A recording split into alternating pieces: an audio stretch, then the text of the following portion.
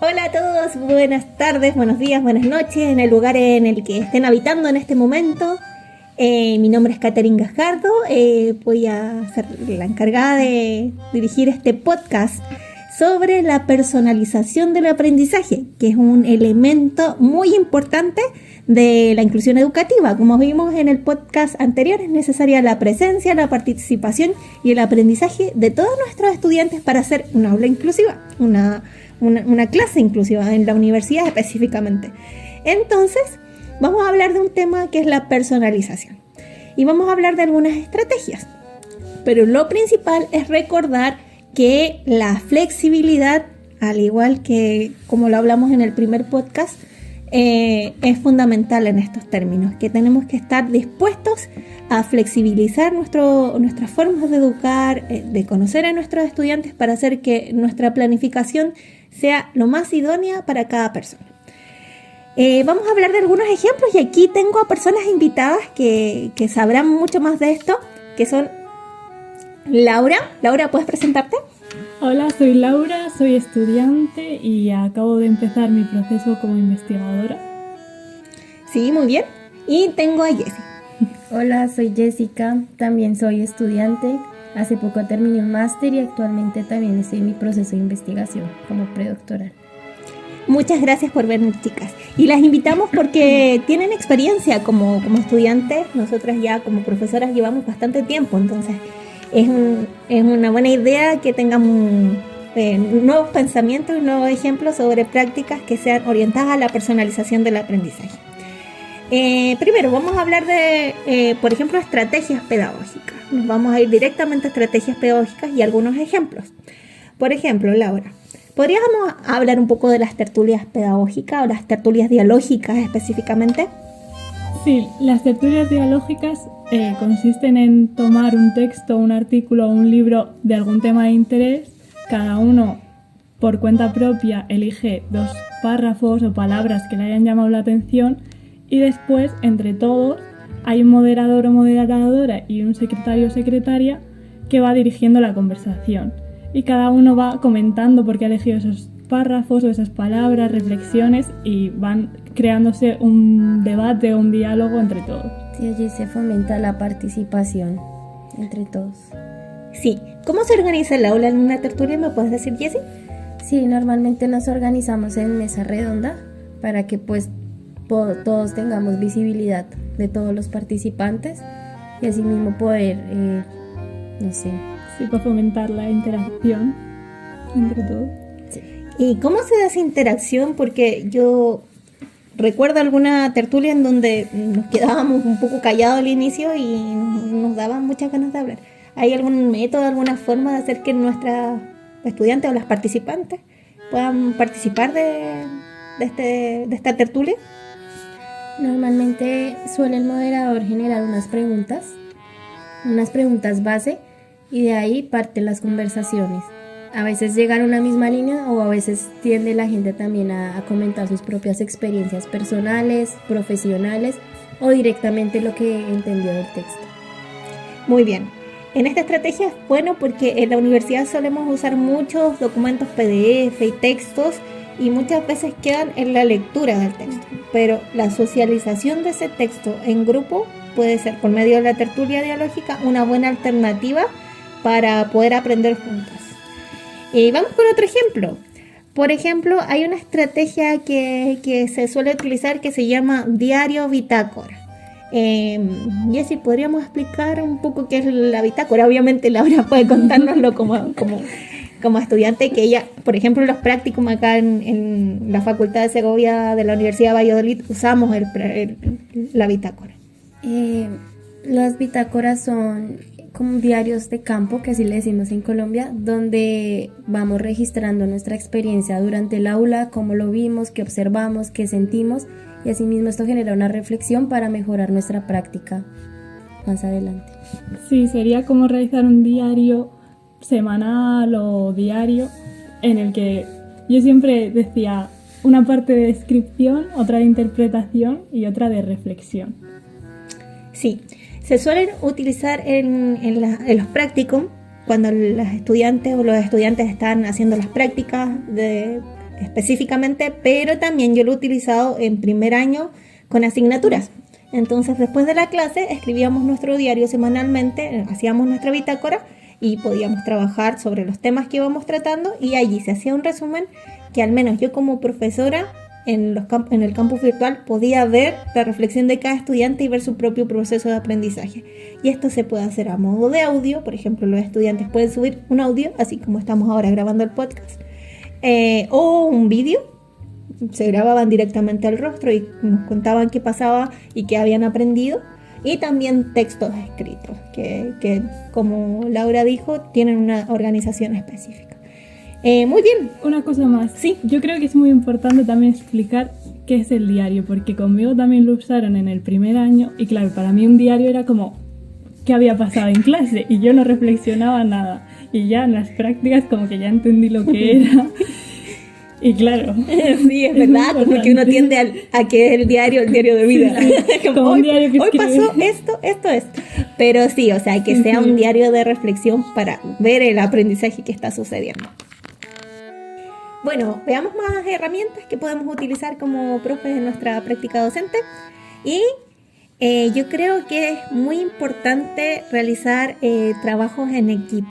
En la universidad muchas veces las y los docentes tenemos un problema, y es que tenemos a muchas estudiantes juntas y tenemos que tratar. La personalización del aprendizaje es velar por el aprendizaje de cada persona dentro de nuestra aula. Pero si tenemos 100, 200, 300 estudiantes, esto puede ser un poco complejo. Entonces, en relación a ello, hacer trabajos en grupo, pero trabajos en grupo de verdad, o sea, trabajos en equipo donde cada uno haga algo y se sienta útil para el grupo, es fundamental. Voy a contar cómo lo hago yo, y si alguna de ustedes quiere contar alguna experiencia con este tipo de estrategia, me parece maravilloso. Por ejemplo, nosotros acá utilizamos el PAT, que es el proyecto de aprendizaje tutorado, que es un tipo de trabajo en grupo en donde un grupo de estudiantes es tutorizado por un profesor de la asignatura o una profesora de la asignatura para poder desarrollar un proyecto que se basa en la metodología del puzzle de Aronson. Esto está dentro de los QR que están en este material, así que si visitan los QR que están en este material van a poder ver cómo se hace el puzzle de Aronson. Pero específicamente en el puzzle de Aronson lo que se hacen son grupos que son complementarios entre sí y cada uno hace su trabajo dentro de.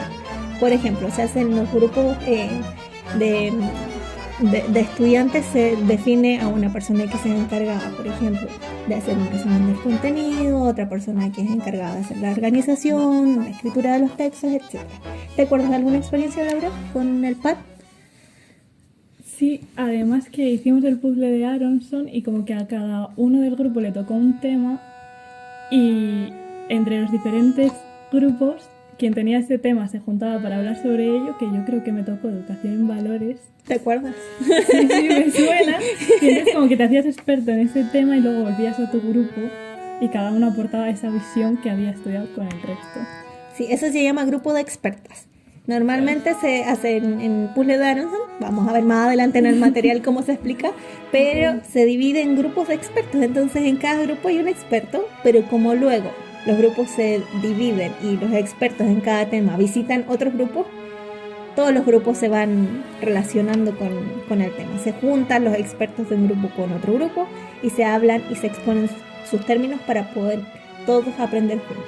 Entonces es una persona se da el trabajo de aprender una cosa, otra se da el trabajo de aprender una cosa y luego se unen y todos aprenden la cosa que estamos pasando en ese momento. También aplicable con todo tipo de asignaturas que tengamos en la universidad.